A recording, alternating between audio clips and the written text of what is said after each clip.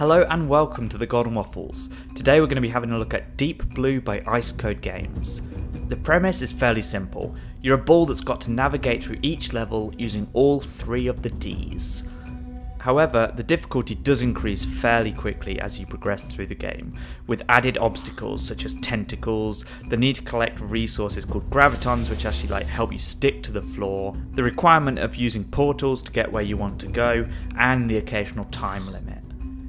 The game can actually be fairly challenging in the later levels, but to help you handle that you can buy yourself some whole new balls or just upgrade your current balls by increasing their speed. You can increase the amount of points you get per point pickup, or you can even get crazy things that will make you immune to tentacles and things like that.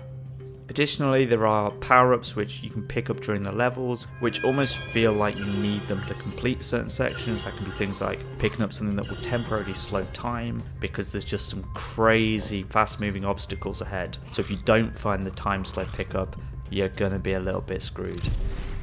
And that's basically it.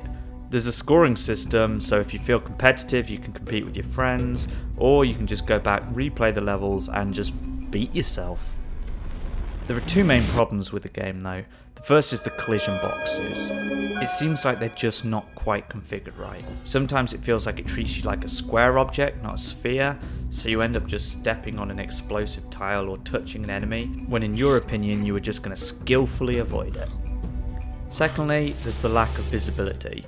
When you're rolling around all over the map and you move to the edge to move on to a different side, you just absolutely can't see what's waiting for you on the other side, and it's probably something that's going to kill you. This paired with the fact that most enemies can appear from the ground in front of you quicker than you can stop if you're currently boosting, means that you almost have to memorize the course as you just continuously fail in order to complete it when you finally try it for the 14th time.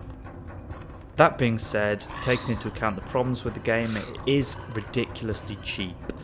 I just don't quite know who their target audience is. At first I thought maybe it was children, but then the difficulty escalates so quickly that I think a kid would just struggle with the game before they got fully immersed. And I think just general older players will find the game tedious and punishing, because like I said, with the enemies spawning in front of you and stuff like that, it just means that you will try a level 20 times, and if you're not doing it perfectly, you're just going to keep failing. So I think it really is going to be for those players who really like a challenge and just want a game that they can pick up every now and again and just try their hand at and see if they can beat, because it is going to be difficult. And I think you'll know if that's you from watching the footage in the background.